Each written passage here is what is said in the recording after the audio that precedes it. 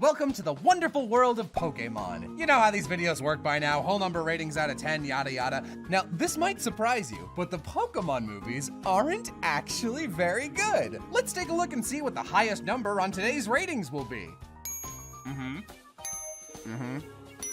Okay. Oh no.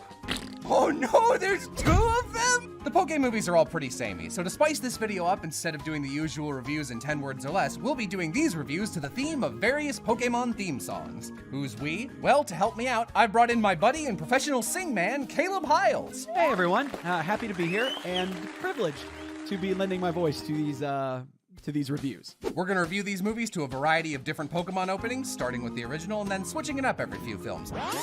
Okay, so it turns out the people who own Pokemon really hate it when you do that, because they hate fun, and this video got taken down with a copyright strike almost immediately. I have been trying to re-upload this for about 6 months in one form or another on YouTube, Dailymotion, Vimeo, and nothing works. So here is a little loophole I came up with. The singing reviews are no longer in this video, because that would be illegal, so it's muted now. But there just so happens to be a link in the description and the comment section that leads to the accompanying audio. Now, if you were to click that link and press play right in time with the start of the reviews, then the audio would just happen to sync up. Nothing illegal about that, it's just coincidence. So I'll just give you a second to scroll on down and open that up in a second tab. Okay, is that about enough time? Got it all loaded up? Okay, so I'm gonna give you a countdown of 3, 2, 1, Pokeball. And when the Pokeball appears, that's when you hit play. Got it? Okay, here we go. 3, 2, 1, Pokeball.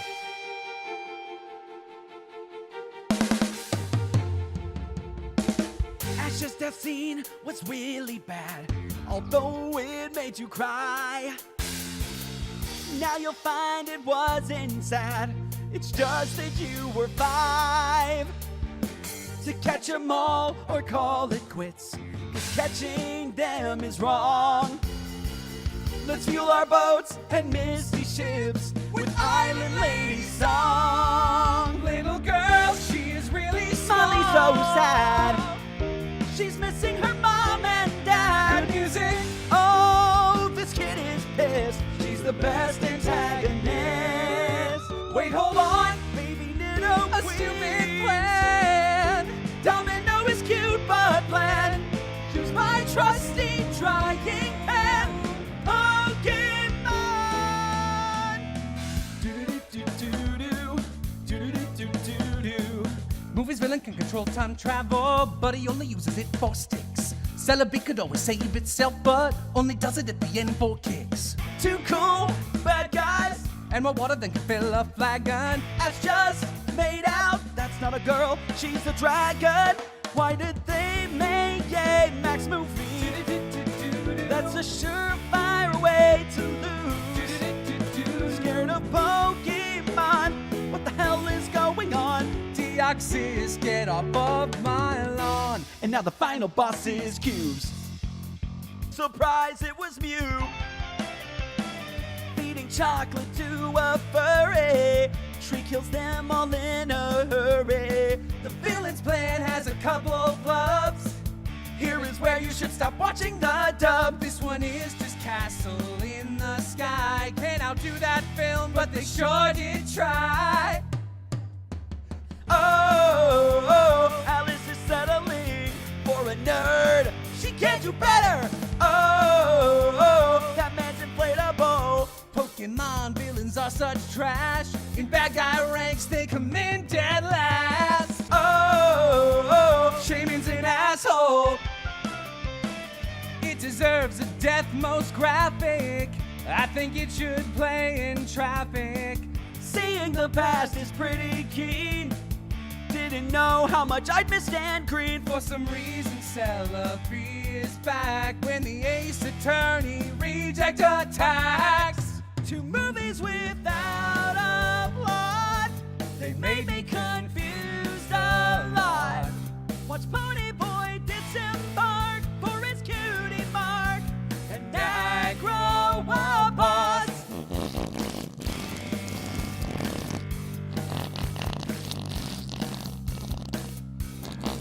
And this time Pikachu stoned. Just one fight lasting for 50 minutes. We didn't care this time, please buy our games.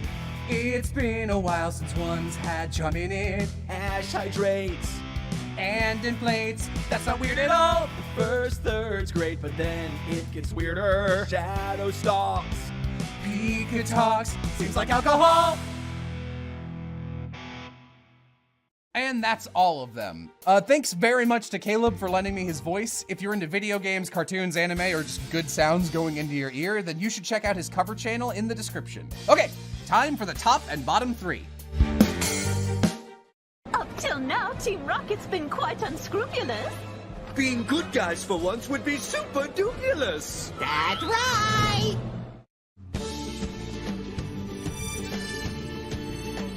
Pokemon Heroes. Pokemon Heroes takes place in anime Venice and stars Ash, but not Misty or Brock, because they're locked in a closet for most of the movie. This is actually a good thing. Most Poke movies spread their thin plots even thinner by focusing on extraneous characters. Heroes is about just Ash befriending a girl that turns out to be a Latias. Together with a girl that turns out not to be a Latias and bald Mario, he must save the city from 2 stylin' thieves who just flat out attack people with their Pokemon. You're not going to hurt us, are you? Whatever would we do if he attacked us, Annie? Espeon, show Oakley what we would do. Espeon! And you know what? I respect that. Heroes deserves praise for its above-average soundtrack and visuals, as well as for having an actual character death, which always makes these things feel weightier. There is a little too much screaming Latias and Latios for my tastes, though.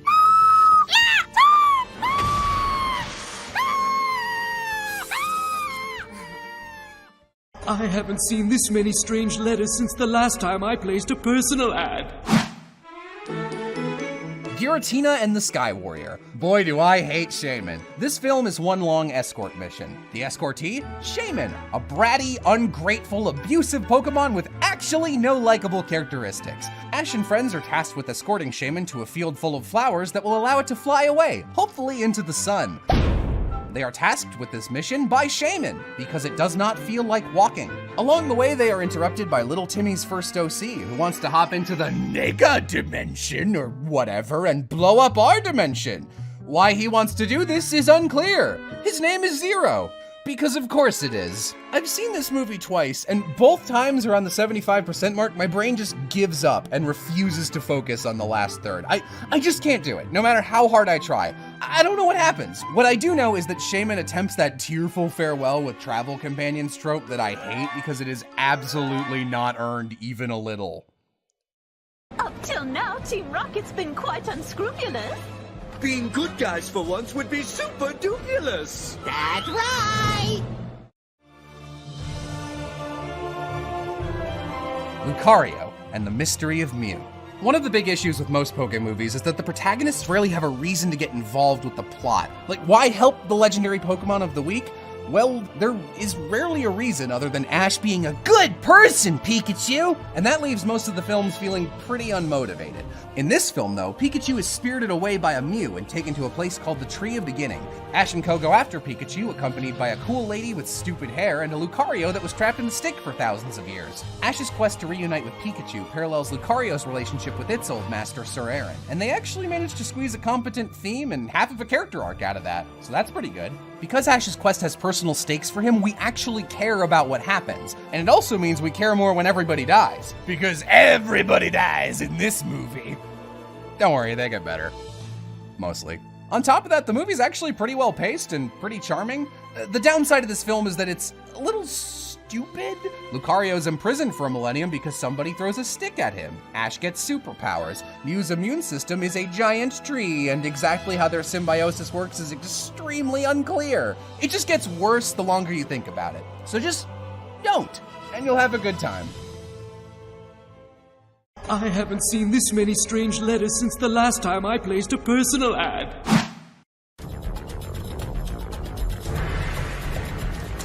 Genesect and the Legend Awakened. One day, a group of 5 Genesect pop out of the ground, and they are mad. They are mad at everyone. Are you everyone? They are mad at you, mad. Why are they mad? They don't go into it. What do they do if you ask them to stop being mad? They get madder. I know a lot of people don't like this movie because Mewtwo is voiced by a girl in this one, and like, that is by far the least offensive thing about it. Like, this entire movie is just so dull and frustrating that I think Mewtwo's voice is just the only thing they could remember walking out of the theater.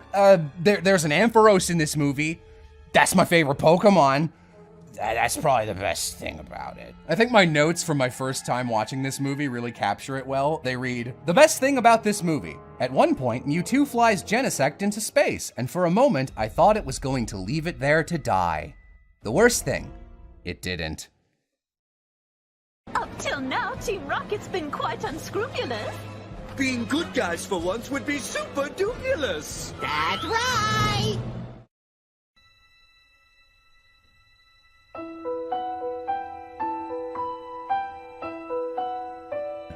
Spell of the Unknown.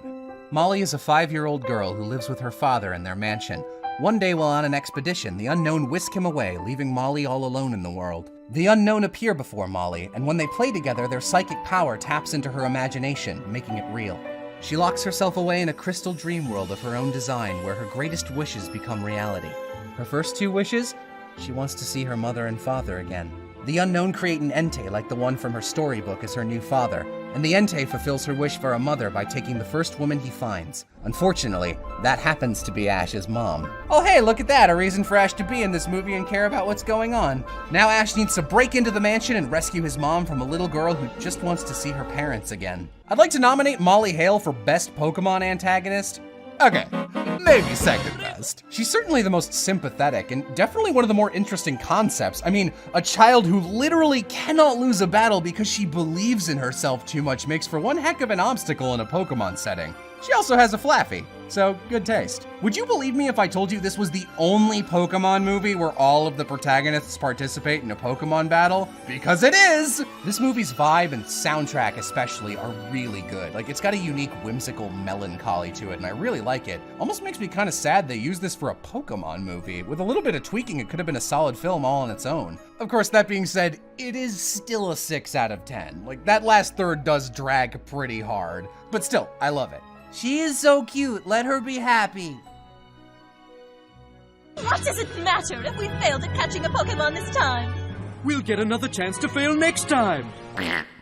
You know, there's a lot of genuine criticism you can throw at the Pokemon franchise, but one criticism I hear fairly often that I usually roll my eyes at is people claiming that Pokemon is all about the marketing. New movie? Just made to sell the games. Why is the anime still going? Do they even care anymore? They just want to make money. I don't like that the Sun Moon anime changed the art style and it looks better than it ever has before and the animation quality's way better now. Me. Like most of the time, none of that's true. Even the bad movies, even the worst games have some artistic merit to them. Hell, even the card game has some gorgeous illustrations, but there is one movie that I would argue is literally just a giant commercial, and that film is Hoopa and the Clash of Ages. This movie is literally nothing but a giant Pokemon battle with a bunch of legendaries who happen to be featured on the boxes of some upcoming Pokemon games. Like, there's a shred of plot, but it basically boils down to all the legendaries are fighting Hoopa after Hoopa summons them.